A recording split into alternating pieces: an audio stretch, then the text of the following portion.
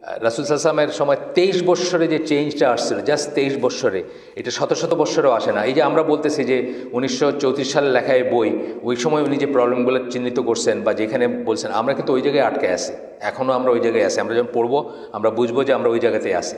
কিন্তু রাসূল সাল্লাল্লাহু আলাইহি ওয়াসাল্লামের সময় কী হয়েছিল, 23 বৎসরের ভিতরে যুগান্তকারী চেঞ্জ হয়ে গেছিলো। মানুষগুলো যেন আরেকটা মানে জাতি হয়ে গেছিলো।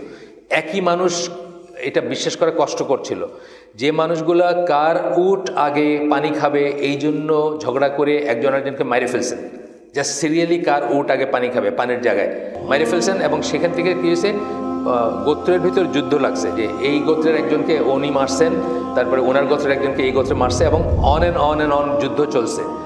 সেই একই জাতি, একই মানুষগুলো মাত্র 23 বৎসরের ভিতরে, ইয়ারমুকের যুদ্ধের সময় 23 বছর পরে, ইয়ারমুকের যুদ্ধ হয়েছে আবু বকর রাদিয়াল্লাহু আনহুর মৃত্যুর সময়টায়, মানে 23 আর 2 ধরেন 25 বছর ধরেন, 25 বছরের ভিতরে সেই একই জাতি এমন একটা অবস্থায় গেছে যে অবস্থায় আপনার পানির জন্য কাতরাচ্ছেন সাহাবীরা বা তাদের সঙ্গীরা, এবং আপনার একজনকে পানি দিতে গেছে, সে বলছে যে আমার পাশের জনের বেশি দরকার, তারপর জন করতে করতে শেষ জনে গেছে, উনি বলছে যে ওই শুরুর থেকে আবার মানে শুরুর জনের বেশি দরকার, এবং তার কাছে এসে দেখছে যে সবাই মানে ততক্ষণে সবাই মারা গেছে, মানে পানি খাওয়ার জন্য আর কেউ নাই।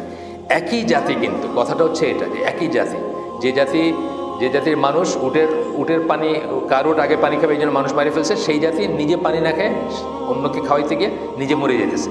এই যে ট্রান্সফরমেশনটা, এই যে চেঞ্জটা, এটা কী জন্য হয়েছিল? এটা কোরআনের সুন্নাহর জন্য হয়েছিল, ওয়াহী ভিত্তিক দিক নির্দেশনা জীবনে ধারণ করার জন্য হয়েছিল। আমাদেরকেও কিন্তু অতীতের লাইফস্টাইলে ফিরিয়ে নিয়ে যেতে চাচ্ছেন না, আমাদেরকে আবার উটের উপরে চড়াইতে চাচ্ছেন না। অনেকে মনে করে যে আমরা বোধহয় সেটা চাচ্ছি, তা না, কিন্তু আমাদেরকে সেই মূলনীতি, সেই আদর্শ, সেই স্পিরিটে ফিরিয়ে নিয়ে যেতে চাচ্ছেন।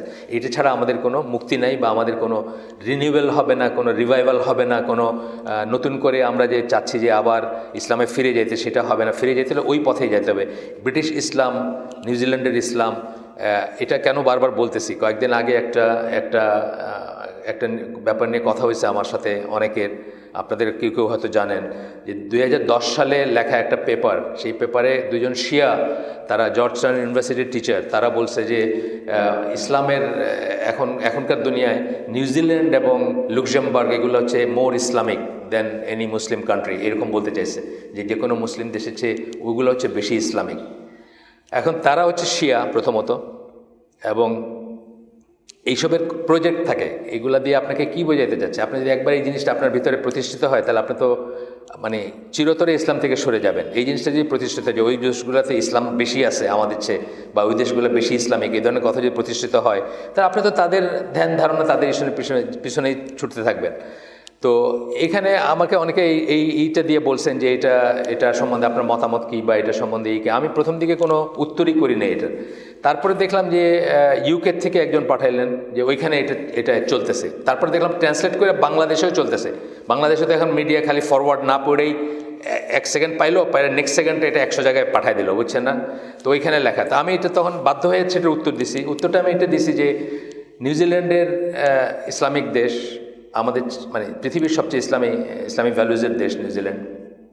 আর বিশেষ করে আপনার ক্রাইস্ট চার্চের ঘটনার পরে অনেকে তো একদম মানে ভক্তি শ্রদ্ধা পরে গদগদ যে ওইখানকার প্রাইম মিনিস্টার জেসিন্দা আর্ডার্ন উনি মুসলমানদের পাশে দাঁড়াইছেন। এটার অনেকেই হয়তো জানেন না যে জেসিন্দা আর্ডার্নের ছেলেটা, যেটাকে নিয়ে উনি জাতিসংঘে গেছিলেন, বাচ্চা যে মানে কোলে, এটা কিন্তু বিয়ের থেকে হয়নি, এটা কিন্তু তার বয়ফ্রেন্ডের বাচ্চা। আমরা কি প্রতিষ্ঠিত করতে চাচ্ছি? মুসলমানদের জন্য সবচেয়ে ইসলামিক ভ্যালুজ বা সবচেয়ে ইসলামের মানে ইসলাম সম্মত দেশ হচ্ছে নিউজিল্যান্ড। 2010 সালে বলছেন এটা, এখন না। কিন্তু আমরা এখান থেকে কি প্রতিষ্ঠিত করতে, আপনি মেসেজটা বুঝছেন? ওইটা যদি ইসলামিক হয় তাহলে কি ওইখানকার প্রাইম মিনিস্টার, তার বাচ্চাটা বিয়ের বাচ্চা না, বয়ফ্রেন্ড থেকে বাচ্চা। তার মানে এটা কি হইতে পারে? কোনো ইসলামিক দেশে হইতে পারে এটা? আপনি কি মনে করেন হইতে পারে? আচ্ছা, 2 নম্বর দেশ ওই লিস্টের 2 নম্বর হচ্ছে লুক্সেমবার্গ। লুক্সেমবার্গের ছোট্ট দেশ ইউরোপের। 1993 সালে মুরাদ উইলফ্রেড হফম্যান, আপনার নাম শুনছেন কিনা আমি জানি না, জার্মান মুসলমান, খুব হাই প্রোফাইল মুসলমান। উনি হাই প্রোফাইল কোন সেন্সে? উনি ন্যাটোতে জার্মানির অ্যাম্বাসেডর থাকা অবস্থায় ইসলাম গ্রহণ করছেন। সুতরাং উনি বলতে পারেন আপনি যে মানে অফিসিয়াল লাইনের সবচেয়ে হায়েস্ট একজন যিনি ইসলাম গ্রহণ করছেন। তো ওনার লেখা একটা বই 1993 সালের লেখা বই, ওইটার 143 পৃষ্ঠা খুললে দেখবেন পাওয়া যায়, বাংলাদেশে আছে ওই বই, বা এটা ট্রান্সলেশনও বোধহয় হয়েছে।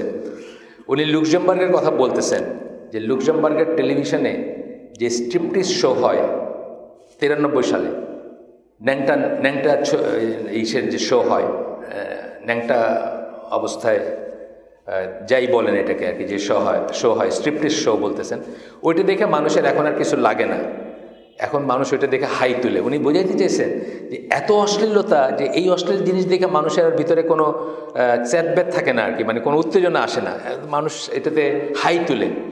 এটা কি মুসলমানদের সেকেন্ড দেশ হইতে পারে, মানে ওই লিস্টের সেকেন্ড দেশ? আমরা আসলে জানি না যে আমরা কি হব, কি হওয়া উচিত। আমি কনফিউশনগুলো বলতেছি, এগুলো কিন্তু সকল মুসলিমরা লিখছেন, মানে এই যে দুজন শিয়া, তাদেরকে কিন্তু আমরা তাদের নামগুলো দেখলে আমরা মনে করি মুসলমানরাই লিখছে। ইউনিভার্সিটির টিচার, পিএইচডি, কত কত মানে পড়াশোনা করা লোক লিখছে, এবং এইগুলা বাংলাদেশে কিন্তু সার্কুলেট করতেছে যে পৃথিবীর সবচেয়ে বেশি মুসলিম ভ্যালুজের দেশ হচ্ছে, 1 নম্বর হলো নিউজিল্যান্ড, 2 নম্বর হচ্ছে এই, আর পরে আরও আছে, আয়ারল্যান্ড আছে, ইউরোপিয়ান দেশ আছে, সব আছে আর কি। যাই হোক, আচ্ছা আমরা একটু আগে এখানে উনি এখানে বলতেছেন এর পরের অংশে, তাহলে আমরা কি বললাম যে ইমাম মালিকের সেই আসারটা আবার বলতেছি যে যা যা উটের পানির জন্য যুদ্ধ করা সাহাবীদেরকে নিজের জীবন বাঁচাইতে না চায় সাথী কারো জীবন বাঁচাইতে চাওয়া মানুষে পরিণত করছে, আমাদেরকেও সেইটাই চেঞ্জ করতে হবে, অন্য কোনো রাস্তায় আমাদের রিনিউয়াল বা রিভাইভাল হবে না। আচ্ছা, এইখানে হচ্ছে আপনার আরেকটা কথা আমি বলি যে আপনাদের মনে হইতে পারে যে আসলে কি হয়েছিল, যারা একটু পড়াশোনা করছেন মানুষের প্রকৃতি নিয়ে, মানুষের নেচার নিয়ে, তারা হয়তো জেনে থাকবেন যে মানুষ নাকি বদলায় না। এই কথাটা মানে আছে, আপনি যে ছোটোবেলায় আপনি যা ছিলেন, মানুষ বদলায় না বলতে বলছেন সত্যিকার সেন্সে মানুষের চরিত্র বা প্রকৃতিতে কোনো পরিবর্তন হয় না।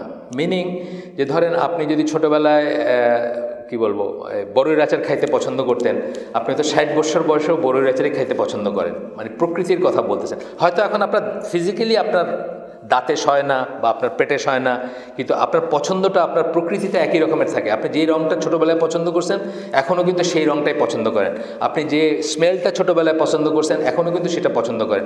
এই সেন্সে প্রকৃতি বদলায় না। তাহলে সাহাবীদের কি হয়েছিল যে ওনাদের 23 বছর বয়সে, 23 বছরের ভিতরে 23 বছর বা 25 বছরের ভিতরে ওনারা এইভাবে ট্রান্সফর্ম হয়ে গেলেন, চেঞ্জ হয়ে গেলেন। তা আমি বলি একটা কথা, যে ওনারা নিজেদের হাতে কোনো কন্ট্রোল রাখে নাই, ওনারা ওনাদের রিমোট কন্ট্রোলটা আল্লাহ এবং আল্লাহ রসুলের কাছে দিয়েছে। এইটাই একমাত্র আনসার। কারণ ওনাদেরকে জিজ্ঞেস করলে দেখবেন যে খুব সাধারণ জিনিস জিজ্ঞেস করছেন আল্লাহ রসুল, হয়তো যে আচ্ছা আজকের দিনটা এরকম কেন বা এটা এরকম কেন, ওনারা কি বলেন উত্তরটা সবাই জানেন। তারপরে ওনারা কি বলতেন, আল্লাহ এবং আল্লাহ রসুল সবচেয়ে ভালো জানেন। তার মানে কি ওনাদের নিজেদের কোনো সেলফ ছিল না, মানে ইগো ছিল না, সেলফ ছিল না, নিজস্বতা ছিল না, ওনারা সব আল্লাহ এবং আল্লাহ রসুলের হাতে দিয়ে দিয়েছিলেন, মানে রিমোট কন্ট্রোল বাটনটাও এখানে দিয়েছিলেন। সুতরাং ওনারা যেটা বলছেন, আল্লাহ যা বলছেন আল্লাহ রসুল বলছেন, এটাই ওনাদের লাইফ ছিল, ওনাদের আর নিজস্বতা ছিল না। আর এই জন্যই কিন্তু এই ট্রান্সফরমেশনটা সম্ভব হয়েছিল। আমাদের জীবনেও যদি আমরা এই ট্রান্সফরমেশনে যাইতে পারতাম বা করতে পারতাম বা এইভাবে করতে পারতাম, আমাদের চেঞ্জ হতে সময় লাগতো না। কিন্তু যেটা বলতেছি যে 1934 সালে উনি যে সমস্যাগুলো বলে গেছেন, আজও কিন্তু আমরা ওই একই জায়গাতে ঘুরপাক খাচ্ছি।